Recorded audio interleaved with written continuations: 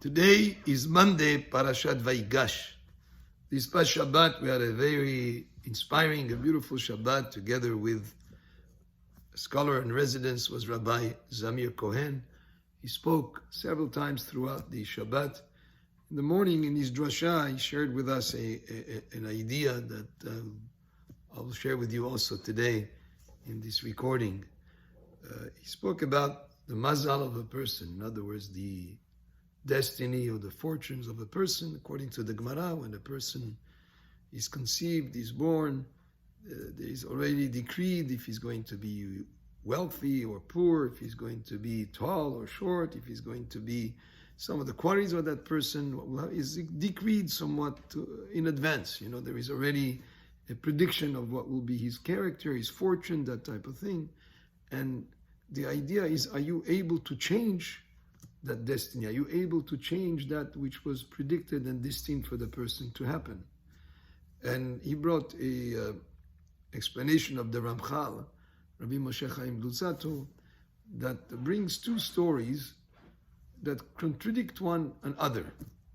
The one story is about the daughter of Rabbi Akiva. The daughter of Rabbi Akiva, there were some fortune tellers who were expert about predicting the future, who told Rabbi Akiva that his daughter would die on the night of her wedding. So on the night of her wedding, of course, Rabbi Akiva was very concerned about what would happen to his daughter, but the wedding went fine. And then after the end of the wedding celebration, she went home with her chatan. Next morning, Rabbi Akiva goes to her to knock on the door and see how she's doing. After all, this is what these people had predicted. And he knocks on the door, she opens the door, and she tells him, to her father, "You never believe what happened." He said, "What happened?" She said, night before she went to sleep, she took off a pin from her wedding dress. I guess they used to wear pins with some jewelry maybe, but it was a sharp pin, and she stuck it in the wall in between the two bricks or two stones on the wall. It was dark, she just stuck it in there. And the next morning, when she got up and she wanted to take her pin back, together with the pin came out a venomous snake that she had actually, when she put the pin into the wall, it went through the eye of a snake, a venomous snake, and killed the snake right on the spot. She had no idea that it was there. But obviously she was saved from what would have been a sure death. So Rabbi Akiva asked her, is there something that you did yesterday that was maybe a mitzvah, an act of kindness, something? But she said, well, actually at the wedding, she saw a poor man that came into the wedding hall. He looked for a place to sit, and he couldn't find a place to sit. He looked like he was hungry, and she felt for him. So she took her plate of her own meal, and she walked over to him and gave it to him so that he would be able to eat. And she was hungry throughout the rest of the night, but when she went home, she had something to eat, but she gave her own plate to that man. Rabbi Akiva understood because of that act of kindness that she did, she was saved from something that she was destined to actually, that would have been her final night of life. So that was one story. So in other words, you can change even something that was predicted as a destiny, as the fortune of a person. But then he brought another story about Shlomo HaMelech. And this is from the Ramchal. Shlomo HaMelech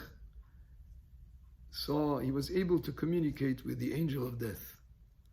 And he saw that the angel of death was sad, he was depressed. And he said, "What are you so depressed about?" So he told him that the time had come for two scribes of the king from the royal palace, for these two scribes to die on that day, but he had a problem. He was not able to, he was trying to figure out how to resolve this problem.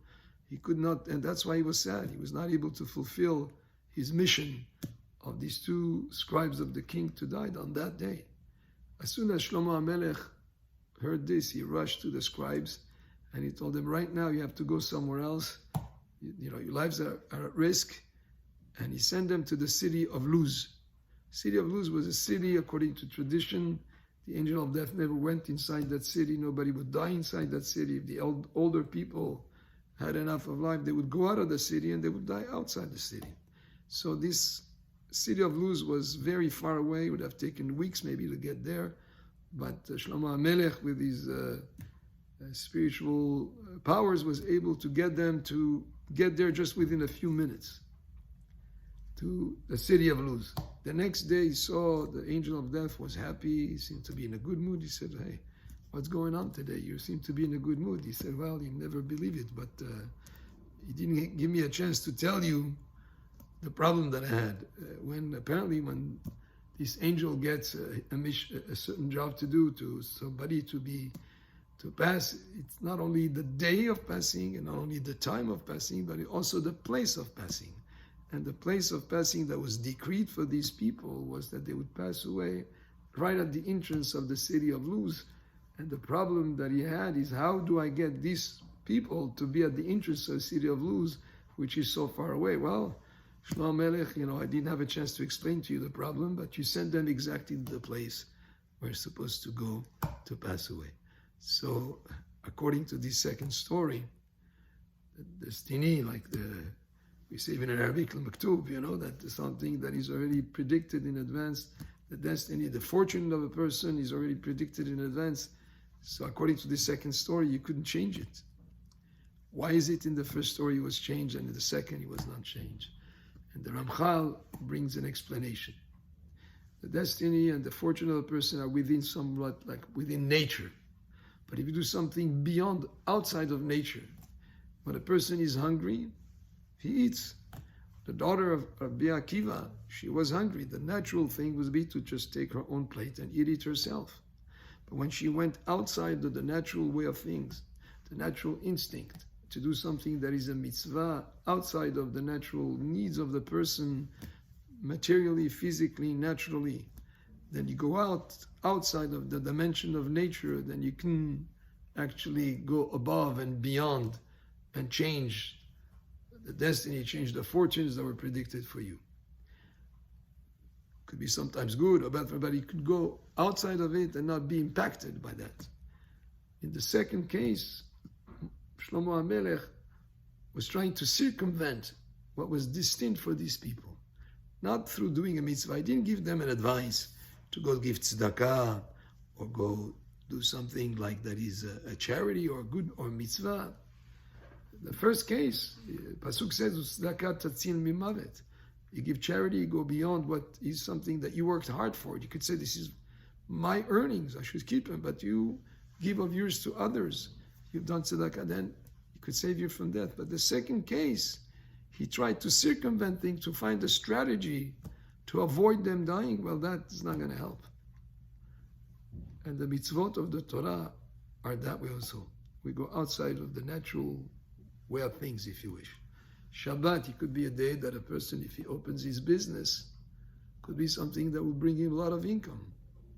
Naturally, on the weekend, people have more time. But if you go beyond, outside of these natural way of things and say, no, Hashem said to observe the Shabbat. Shabbat, even though you don't work, it's the source of blessings. And that way, Ramchal reconciles the two stories. As we fulfill mitzvot, as we do things that seem to be on the surface, not logical, outside of the way of nature. But if it's from the Torah, if it's a mitzvah, if it's charity, if it's that type of thing, then we actually are able to change maybe a bad fortune into actually a very good fortune. Baruch Adonai le'olam, amen ve'amen.